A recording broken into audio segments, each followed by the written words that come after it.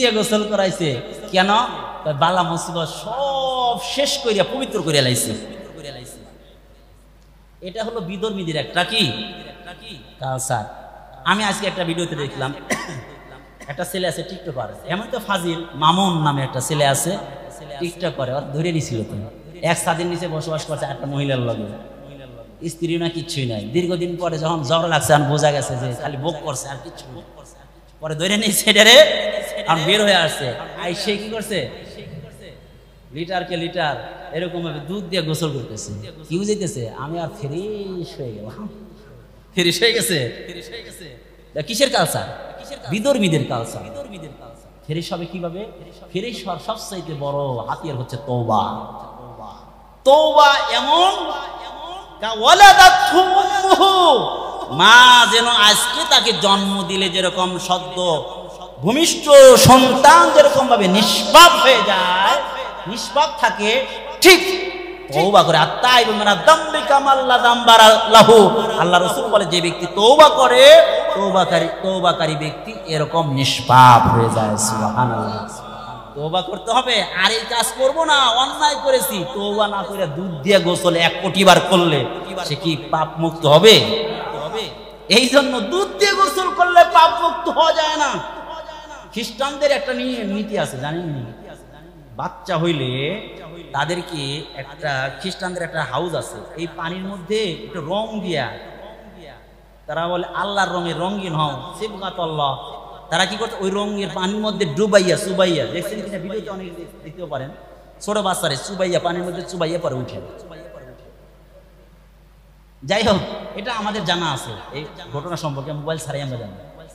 এরা কি করে, পবিত্র করে, পাক করে। কেউ যদি খ্রিস্টানও হয় তাকে গোসল করায়। যাই হোক, তাহলে এগুলো করলে পাক হওয়া যাবে? রসুলকে প্রলোভন দিল, একটু খেয়াল করেন, রসুলকে প্রলোভন দেওয়া হলো কি? প্রথম মালের প্রলোভন, 2 নম্বরে নারীর প্রলোভন, 3 নম্বরে ক্ষমতার প্রলোভন, এরপরে সমঝোতায় আসো, একটু তুমি ছাড়ো একটু আমি ছাড়ি, ইসলাম তুমি একটু ছাইড়ে দাও, একটু আমাদের ধর্মটা মানো, একটু মাইনে আমরা ঠিকঠাক মতো চলি। আছে কি নাই? আল্লাহ রাসূল কি ঘোষণা দিচ্ছেন? আল্লাহ বলছেন না, খবরদার শিরকের ব্যাপারে কোনো ছাড় নাই। এটা সাহাবারা দেখাই দিচ্ছেন। আমি বলছিলাম 10টায় ছাড়বো, এখন ছেড়ে দিব নাকি 10 মিনিট চলবো? আমার একটা ওয়াকিয়া মনে আছে, এই ওয়াকিয়াটা চাচ্ছি 10টা মিনিট লাগবে, কষ্ট হবে না তো?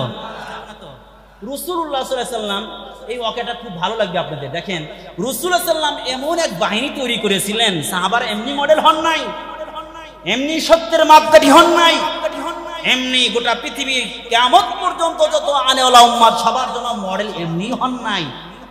সাহাবাদেরকে যখন এইরকম প্রলোভন দেখানো হয়েছে, কিসের? ক্ষমতার প্রলোভন, নারীর প্রলোভন, মালের প্রলোভন, সাহাবারাও জীবন দিয়েছেন, এই প্রলোভনে পা দেন না।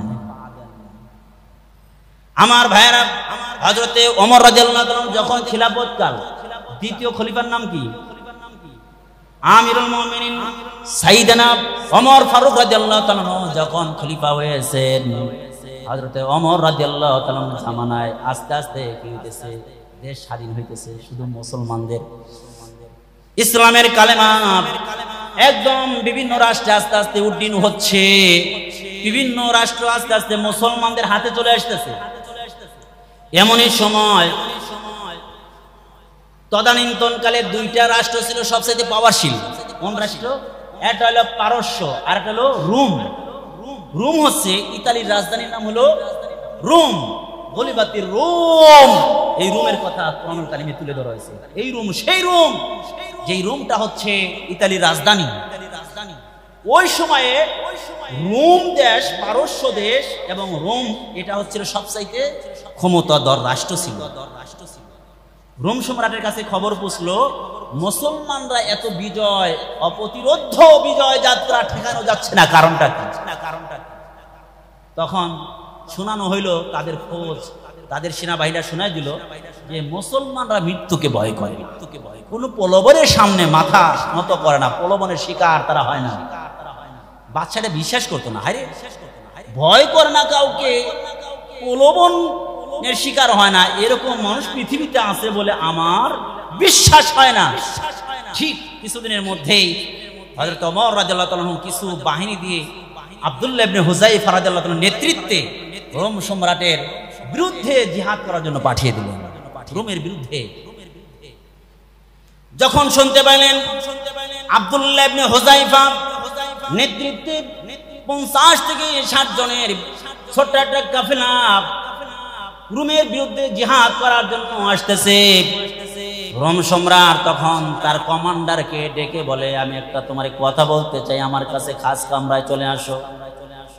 কমান্ডার যখন গেছে, রোম সম্রাট ডেকে বলে, আমি তোমাকে একটা গোপন কথা বলি, মুসলমান বাহিনী যদি তোমার হাতে কি হয়ে যায়, ধরা পড়ে যায়, তাদেরকে মারবা না, ঘাত করবা না, নিরাপদে শহরে নিয়ে আসবা, রাজধানীতে নিয়ে আসবা, রোমে নিয়ে আসবা, আমার কাছে পৌঁছাইবা, খবর দিবা। যখন যুদ্ধ বেজে গেল, যুদ্ধ চলতে আছে, আল্লাহর হয়তো এটা দেখা দিবে, কারিশমাটা দেখা দিবে, মুসলমানরা কাউকে ভয় করে না, কোন প্রলোভন শিকারে এরকম ভাবে শিকারিত হয় না, এটা আল্লাহ হয়তো দেখা দিতে চান। এই জন্য 50 থেকে 60 জনের একটা কাফেলা নিয়ে আব্দুল্লাহ ইবনে হুযায়ফা কি হয়ে গেলেন, রোমের বাহিনীর সাথে তারা গ্রেফতার হয়ে গেল। আব্দুল্লাহ ইবনে হুযায়ফা 50-60 জন বাহিনী নিয়ে যখন গ্রেফতার হয়ে গেল, রোমের সৈন্য বাহিনীর কমান্ডার তাদেরকে নিরাপদে রোমে নিয়ে গেল।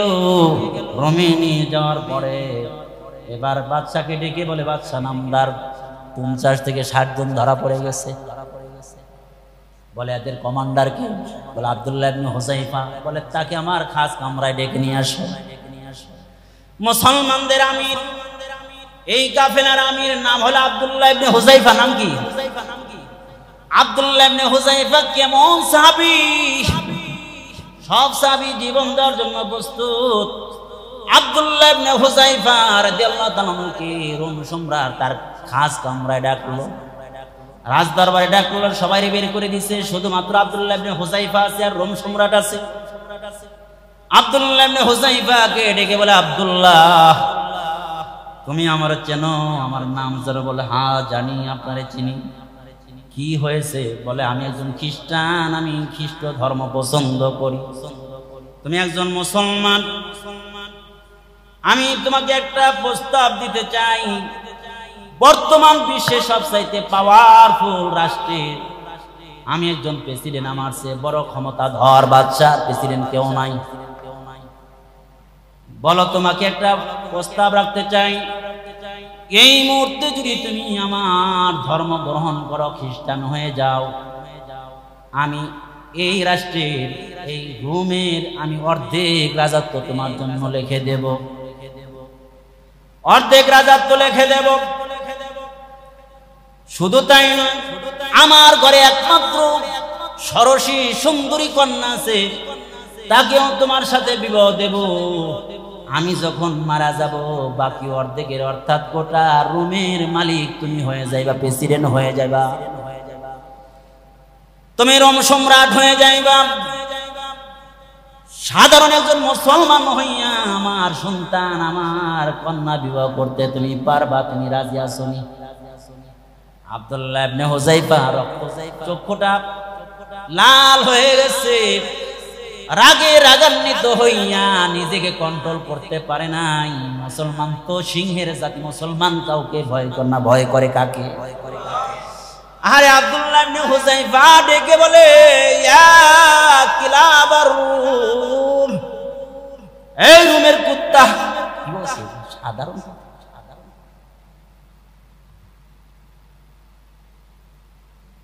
আমেরিকা তো দূরে কথা, সাধারণ একটা ছোট্ট রাষ্ট্রের প্রেসিডেন্টের সামনে বলতে পারবো? কি বলছে? হে রোমের কুত্তা, চেনো আমাকে? আমি একজন মুসলমান, আমার ইমান তুমি খরিদ করে নিতে চাও টাকা পয়সা দিয়ে, ক্ষমতা দিয়ে? কখনো হতে পারে না। সুবহানাল্লাহ। এরা তো এমন মুসলমান ছিল, এই জন্য তো গোটা পৃথিবী তাদের পদচুম্বন করেছে।